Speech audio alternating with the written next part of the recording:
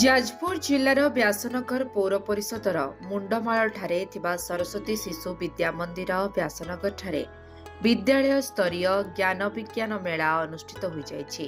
ବିଦ୍ୟାଳୟର ଉପସଭାପତି ଶ୍ରୀଯୁକ୍ତ ଦୁର୍ଯ୍ୟୋଧନ ରାଉତଙ୍କ ସଭାପତିତ୍ୱରେ ଅନୁଷ୍ଠିତ ଉଦ୍ଘାଟନୀ ସଭାରେ ବିଦ୍ୟାଳୟର ସମ୍ପାଦକ ଶ୍ରୀଯୁକ୍ତ ରଜତ କୁମାର ରାଉତ ଯୋଗଦେଇ ବିଜ୍ଞାନର ଆବଶ୍ୟକତା ସମ୍ପର୍କରେ ଅଭିଭାଷଣ ପ୍ରଦାନ କରିଥିଲେ।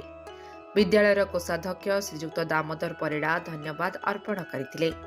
परिचालना समिति सदस्य श्रीमती नमिता लाक्रा और पूर्वतन सदस्य कार्मिमणि मांडी उक्त सभारे उपस्थित रहिथिले।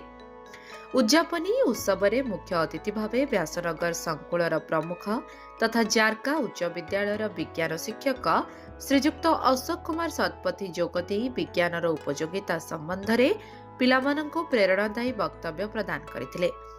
मुख्य वक्ता भावरे पूर्वतन संपादक श्रीजुक्त दिलीप कुमार जेना सारगर्भक भाषण प्रदान करथिले। विचारक भावे मानस कुमार साहू, विद्याधर पाढ़ी, जनार्दन स्वाई, सुरेन्द्र बाहलिया, मदन मोहन बेहेरा, सुरेश चंद्र बेहेरा, नयनदीप्त बेहेरा और मृत्युंजय नायक प्रमुख जोगदेई प्रकल्प गुड़िकर मूल्यांकन करथिले।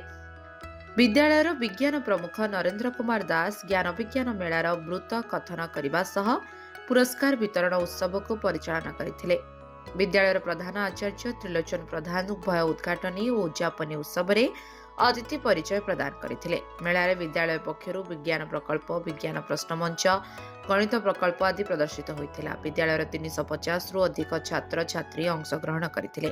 तासह प्रधान आचार्य प्रफुल्ल कुमार नायक, विज्ञान शिक्षक राजकृष्ण पाल, निर्मल चंद्र मिश्र, संतोष कुमार बेहेरा, अजय कुमार बेहेरा, आशीष कुमार मल्ल, रतिकांत बारिक, हरमोहन विश्वाल, गजेन्द्र सेठी, गुरुमा सुश्री कल्पना राउत, चिना मिश्र, प्रियंवदा विश्वाल, अशांति सामल, रीना पंडा, सुजाता सतपथी, स्वर्णलता सतपथी, गायत्री पट्टनायक और अन्य समस्त गुरुजी गुरुमा छात्र छात्री और अभिभावकंकर पूर्ण सहयोगरे कार्यक्रमटी सरस सुंदर होइतिला। जाजपुर अभिमन्यु मिश्रଙ୍କ रिपोर्ट लिव लाइफ ओडिया।